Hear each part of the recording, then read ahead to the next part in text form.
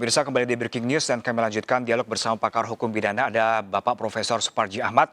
Pak Suparji Ahmad, tadi Anda mengatakan ini seakan-akan Richard Eliezer berjuang sendiri melawan dengan yang lainnya dan ini dibantu dengan netizen seperti itu. Sebenarnya memang pengaruh netizen, cuitan netizen di setiap sosial media ini pengaruhnya untuk majelis hakim menentukan ketegasan di keadilan itu seperti apa, sejauh apa? Ya, ini salah satu pengaruh positif ya, bagaimana ya viral itu menjadi satu energi sendiri dalam konteks mengungkap sebuah fakta. Viralisasi itu kadangkala cukup potensial untuk menyebabkan proses hukum diusut, proses hukum ditindaklanjuti, atau kemudian orang mendapatkan hukuman dan lain sebagainya.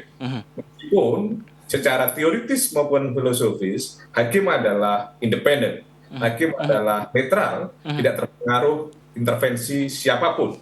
Namun penegak hukum kita mencermati beberapa kasus pengaruh dari viralisasi tadi itu kemudian mendorong tegaknya hukum tadi itu.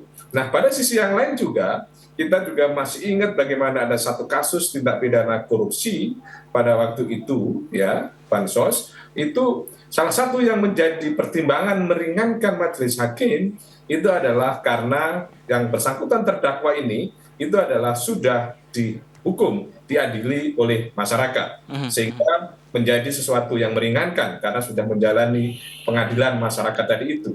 Nah, yang ketiga, pengaruh dari netizen dalam konteks pembuktian di dalam persidangan, maka pada dasarnya kita bisa kategorikan sebagai satu hal yang pada satu sisi itu memberikan spirit, dorongan dan semangat bagi terdakwa untuk kemudian tegak lurus menegakkan kebenaran. Nah, pada sisi yang lain itu juga tidak bisa diabaikan oleh jaksa penuntut umum nanti yang akan menuntut dan majelis hakim itu yang akan memutuskan.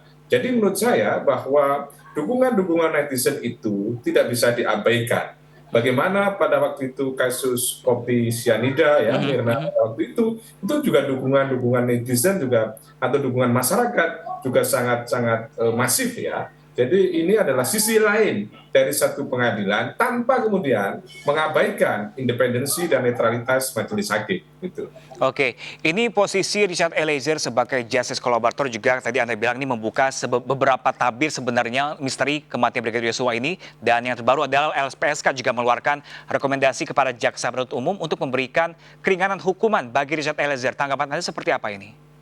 Ya, saya kira apa yang dilakukan LPSK adalah benar. Ya, dan ini harus ditingkatkan atensi LPSK untuk melindungi Eliezer. Karena apa? Karena tentunya posisi Eliezer ini tidak mudah gitu, menghadapi satu keadaan yang sangat sulit gitu ya, menghadapi satu kekuatan yang sangat luar biasa. Coba bayangkan akibat dari keberanian dan kejujuran seorang Eliezer, beberapa orang yang akhirnya kemudian menyandang menjadi terdakwa.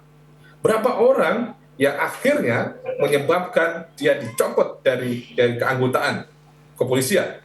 Berapa orang yang kemudian akhirnya mendapat sanksi demosi. Ini adalah semua bermuara dari keberanian seorang Eliezer.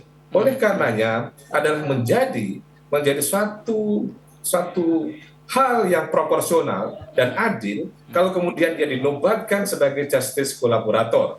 Dengan konsekuensinya tentunya adalah mendapatkan berbagai fasilitas, mendapatkan berbagai keringanan, dan mendapatkan berbagai perlindungan. Karena sekali lagi apa yang disampaikan Eliezer menyebabkan terbongkarnya misteri-misteri yang selama ini kemudian menjadi tabir yang menjadi sesuatu yang sangat kita masih belum bisa melihat. Tetapi dengan apa yang disampaikan Eliezer tadi itu akhirnya sedikit terbuka ada fakta-fakta tadi itu. Namun dapat dipastikan Profesor, apakah memang ini hak-hak yang didapatkan justice collaborator kepada Richard Eliezer akan diterima? Menurut saya kalau melihat prestasi-prestasi yang dilakukan oleh Eliezer dan kejujuran ya, suasana berkolaborasinya, suasana kooperatifnya, maka menjadi haknya untuk kemudian mendapatkan misalnya keringanan hukuman, meskipun ya tentunya itu tidak bisa dikualifikasi untuk kemudian membebaskan hukuman, karena bukan pada konteks sebagai alasan penghapus pidana, alasan maaf atau kemudian alasan pembenar, tetapi untuk kemudian mendapatkan keringanan dengan apa yang dilakukan oleh Eliezer itu adalah sesuatu yang proporsional, sesuatu yang ideal. Karena apa? Bahwa Eliezer telah memenuhi kewajibannya, yaitu berkolaborasi, bekerja sama untuk membuka fakta, membuka kebenaran. Dan kerjasama tadi itu bukan tanpa risiko, jelas sangat berisiko. Makanya di tengah kesendirian menegakkan kebenaran dan keadilan, karena kalau kita lihat bagaimana komposisi terdakwa, ada 5 ya, FS, Ibu PC, Kuat Ma'ruf, Rizky, maka 4 orang ini kan berada dalam satu kubu sendiri. Sementara Eliezer ini kan sendirian. Maka disitulah kemudian yang melindungi dia adalah kebenaran dan keadilan. Siapa? Oleh negara, oleh majelis hakim. Karena itulah pada hakikatnya untuk persidangan ini dalam rangka memberikan kebenaran dan keadilan. Oke, baik.